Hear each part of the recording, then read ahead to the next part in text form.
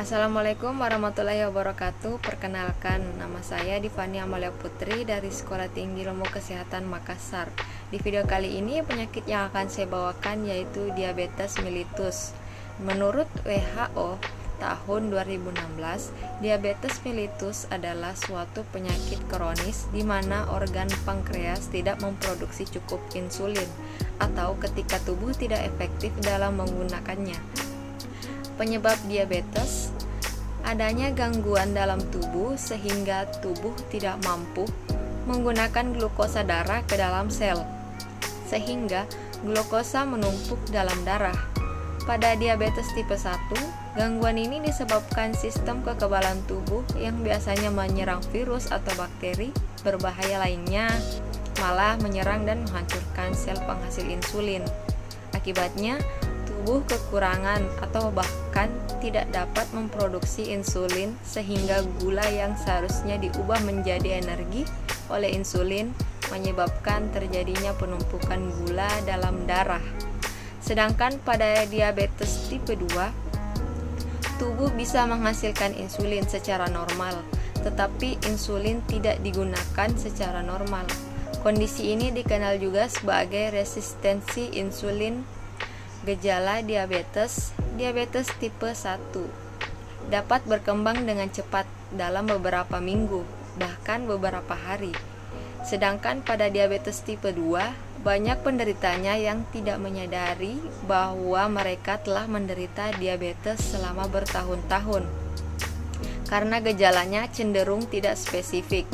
Beberapa ciri-ciri diabetes tipe 1 dan tipe 2 yaitu sering merasa haus, sering buang air kecil, terutama di malam hari, sering merasa lapar, turunnya berat badan tanpa sebab yang jelas, berkurangnya massa otot, terdapat keton dalam urin. Keton adalah produk sisa dari pemecahan otot dalam lemak akibat tubuh tidak dapat menggunakan gula sebagai sumber energi. Selanjutnya lemas, pandangan kabur, luka yang sulit sembuh, sering mengalami infeksi, misalnya pada gusi, kulit, vagina, atau saluran kemih. Selanjutnya kita masuk ke teori sistem keperawatan OREM. Teori ini mengacu kepada bagaimana individu memenuhi kebutuhan dan menolong keperawatannya sendiri. Maka timbullah teori dari OREM tentang self-care deficit of nursing. Dari teori ini oleh OREM dijabarkan ke dalam 3 teori. Yang pertama yaitu self-care.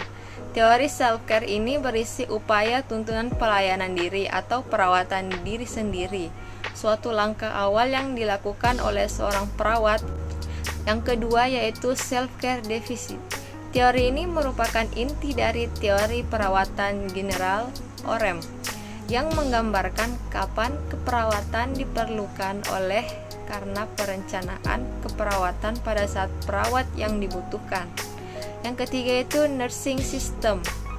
Teori yang membahas bagaimana kebutuhan self-care pasien dapat dipenuhi oleh perawat, pasien, atau keduanya. Selanjutnya, aplikasi konsep self-care oleh teori OREM dalam keperawatan keluarga dengan kasus diabetes mellitus. Keluarga Tuan H terdiri dari seorang ibu berusia 35 tahun, ayah berusia 38 tahun, dan 2 anak yang berusia 10 tahun dan 8 tahun. Anak yang berusia 10 tahun menderita penyakit asma. Pada saat kunjungan rumah, perawat mendapatkan data bahwa ibu sulit memenuhi herputik self-care demam pada anak yang sakit dan merawat anak yang sehat dan tidak mampu melakukan perawatan yang selayaknya atau seharusnya. Tuan H berusaha untuk memenuhi kebutuhan yang seharusnya, tetapi tidak mampu untuk memenuhi perawatan anggota keluarga. Nyonya H memiliki pengalaman yang kurang dalam mempertahankan intake makanan yang adekuat. Kemudian keseimbangan antara istirahat dan aktivitas, dan keseimbangan antara solitude atau kesepian dan interaksi sosial. Hasilnya, keluarga ini tidak dapat memenuhi kebutuhan anggota keluarganya. Tuan H tidak dapat beradaptasi dalam memenuhi kebutuhan dependent care anak-anaknya atau membantu istrinya untuk memenuhi self-care. Fungsi keluarga ini mengalami gangguan karena situasi dependent care dan self-care. Selanjutnya, pengkajian atau riwayat keperawatan yang harus dilakukan menurut OREM diawali dengan pengkajian personel keluarga yang meliputi usia, tinggi badan, berat badan, budaya, ras, status perkawinan, agama, dan pekerjaan keluarga.